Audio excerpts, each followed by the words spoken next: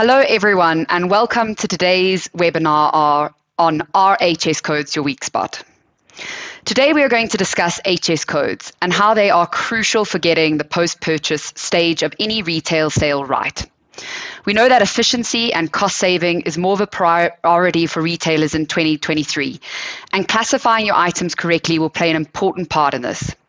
Today, myself and my co-presenter Holly will provide an insight into how retailers are solving these challenges. So I'm Nicole Morton. I'm a cross-border solutions manager, and I've been at Avalara for 2 years. Prior to that, I worked within the logistics industry for over 10 years, and the only thing smaller than the logistics industry is the tax industry. So Holly and I have been working together for years. So also from Avalara, Holly Parker, Tax Technology Solutions Manager. Holly, could you introduce yourself? Thanks, Nicole. I'm Holly. I'm a Tax Technology Solutions Manager at Avalara. I've been with the business for almost a year now. And as Nicole said, prior to being with Avalara, I was also in the logistics industry, focusing on how to support e-commerce businesses expanding globally with a real focus on customer experience and how to increase conversion. From internet retailing, we have founder and editor-in-chief, Ian Jindal. Ian, can you introduce yourself? Well, hi. Thanks, Holly. I think you've done the main introduction. That's me. But as well as internet retailing, I also run RetailX. And this is our research business where we track over 100,000 direct-to-consumer sellers. And it gives us a chance to look at the facts behind some of the analytical coverage. Perfect. Thanks, Ian.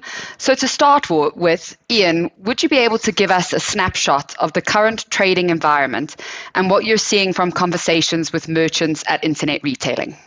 Great. I mean, that is a question and a half, mainly because there's so many factors coming together impacting on retailers' abilities to sell. So we have obviously, a third of the way through the year, inflation, energy costs, global supply chain, war in Ukraine, a weakening of the post-arm race consensus, the realities for people in the UK of a post-Brexit world with more barriers and admin than ever before, and just to make things more challenging, a generational change in how the consumer is looking at value and values in the way she shops. So it's an extraordinarily challenging time for retail, especially because there's a generation of leaders who are obviously much younger than me, who don't remember managing in the last century with double-digit inflation or some of the challenges we have now. So it's been a real multi-blow shock to the sector. So what are retailers saying? Well, the consensus going back to us is sort of a bit glass half full, in that all of the warnings and the indicators around September last year were so dire and so extreme that in a way, the fact that we are merely suffering is better than being, the dead we thought we might be. And so we found that retailers are plugging along, making adjustments best they can, but the biggest impact is the change to decision cycles. So if you're now hands-on trading, you're only really looking a week or two ahead. So any initiatives have to start on a Monday, be implemented by Wednesday, and delivering positive ROI by Friday. There's no time for 2-year change programs. So there's a real tactical approach. And then the other thing that people are doing is watching the customer very, very carefully. And I think if you look at the changes that retailers are making, it really is one of simplification. So anything that is extraneous or doesn't lead to a direct improvement for consumer value or trading value is getting dropped or slimmed down or deprioritized. So when we look at the market overall, I'm just looking at the side of my screen where I have a much thumbed copy of the latest Global Elite 1000 report that we've put out. And I think there's a slide coming which will show you the report, and you can get that free of charge on the Internet Retailing website, where we looked at the top 1,000 best performing brands and retailers going direct to consumers across 10 regions of the world. And I think one of the interesting things that came out of this for us was that 350 of the global elite 1000 are in the US, but 474 of them are in broad Europe. And so between the US and Europe, it is very much these brands and retailers that are demonstrating performance across the world. And looking at the 5 who topped the global list, Adidas, Carrefour, H&M, Nike, and Zara, these are companies that perform not only at the highest level in their own regions, but across a majority of the world's regions. And so we're seeing here companies with a very strong, definite brand ethos, a very clear promise to the customer, and an ability to master all of the supply chain aspects to make products sellable, as well as the customer channel approaches. And so what can we learn from these? Well, the first thing is that these companies are responding to consumer changes. So in our research, more than 60% of customers have said they are concerned about their own financial situation. 66% of millennials, 64% of Gen X, whereas the ever-lucky baby boomers are relatively relaxed, with only 55% of them worried. So again, we're seeing that the older and more secure you are, the better able you feel yourself able to weather the many difficulties. But younger consumers in particular are feeling fragile. And their response is that around 69% of them are cutting back on non-essential expenses or delaying those luxury purchases.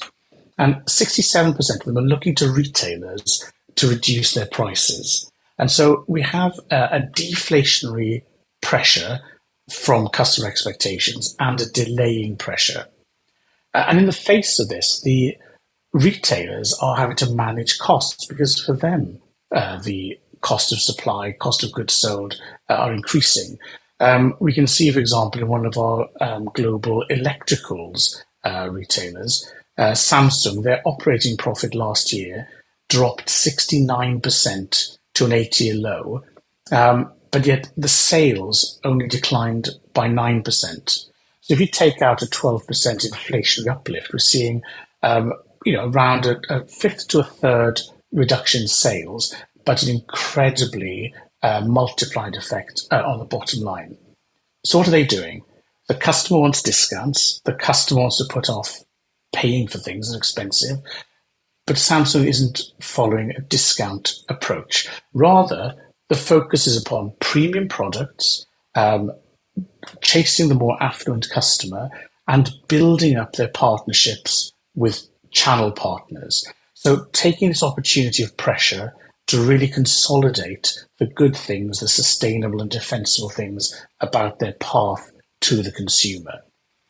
Another one of our elite retailers, H&M, they're taking a long-term view, which of course you can do if you have the resources, but the principle, I think, is applicable.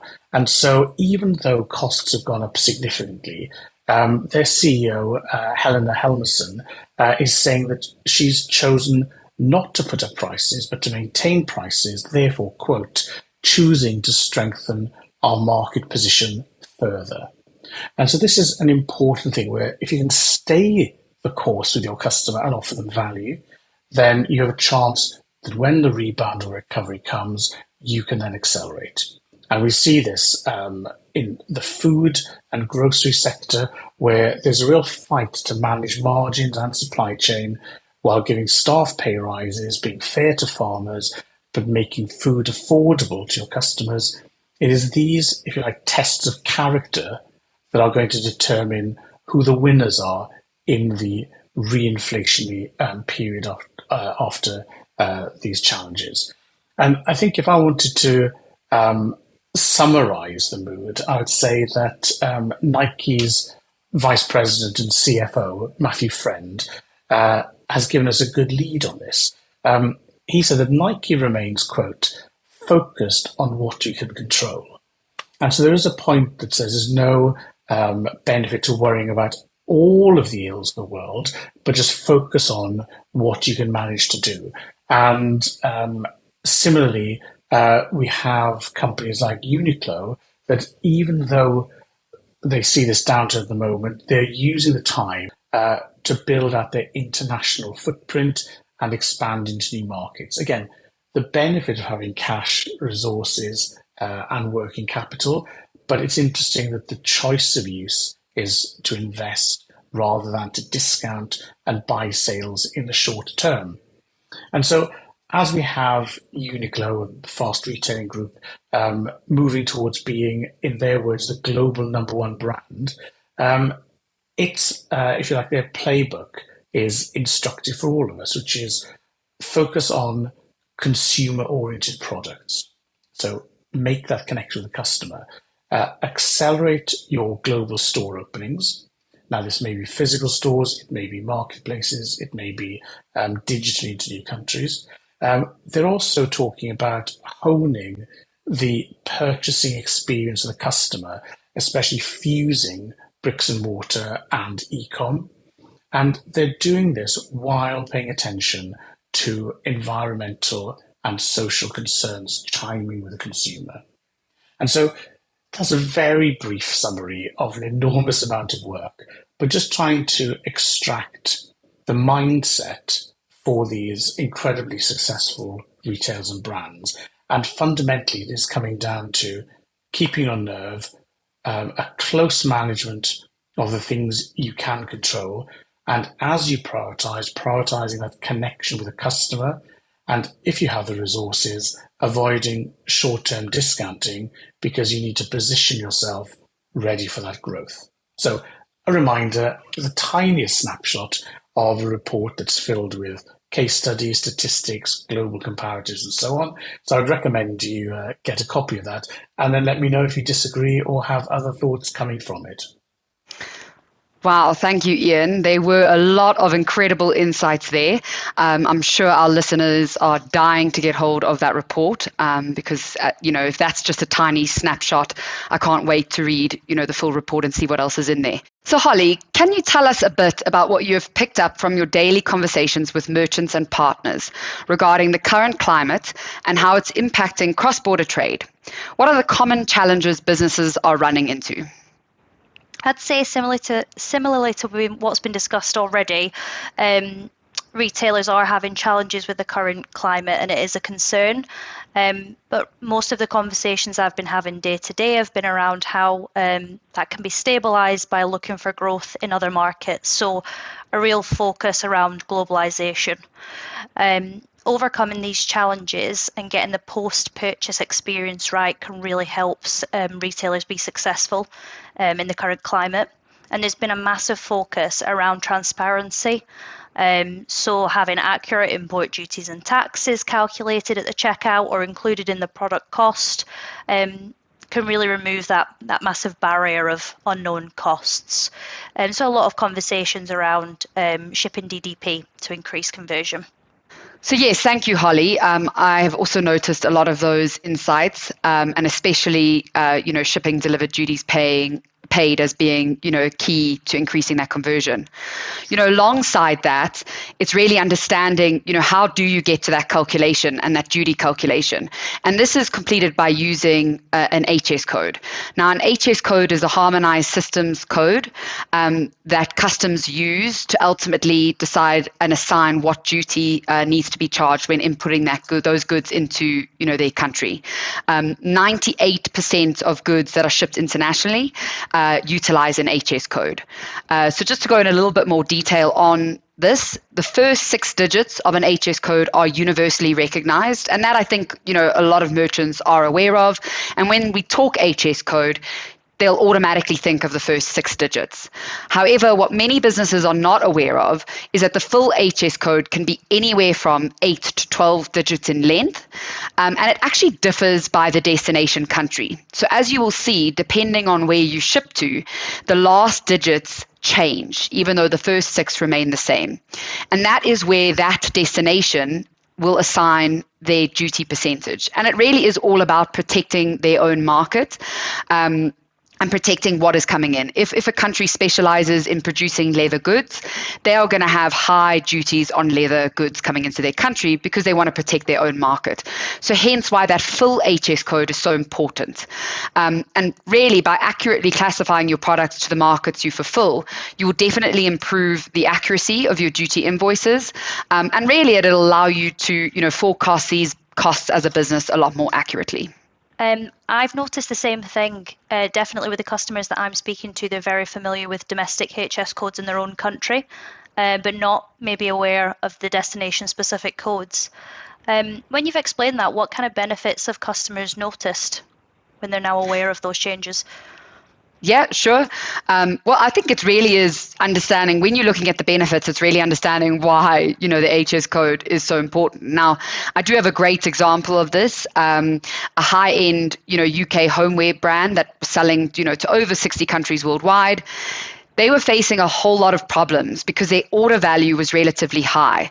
And as I'm sure you all are aware, every single country has a different duty threshold. So if your order is below that duty threshold, no duties will be applied.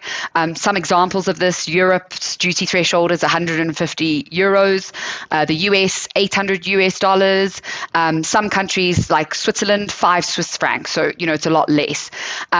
So if you are a brand like this brand that I'm talking about, because their orders were of high value, almost all of them were attracting duty. Now, if you're not calculating it, they were not calculating this at checkout.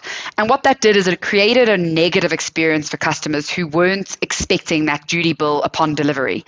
You've gone on the website, you've ordered the lovely items for your house, and what you're not aware of is that actually there's going to be additional costs associated to that. So, of course, automating this duty and tax calculation piece was an essential part of increasing the loyalty and really also decreasing the returns. However, the main challenge that came up in this scenario is, what is the best way to do this? I sell to over 60 countries worldwide, and that means that to have the full HS codes for all of those markets for, over 30,000 products that are constantly changing is going to be, quite a task, as well as have quite an expense on it. So we really wanted to look at how we could support this business, and our solution was for them to then classify their most frequently ordered products to their top destinations.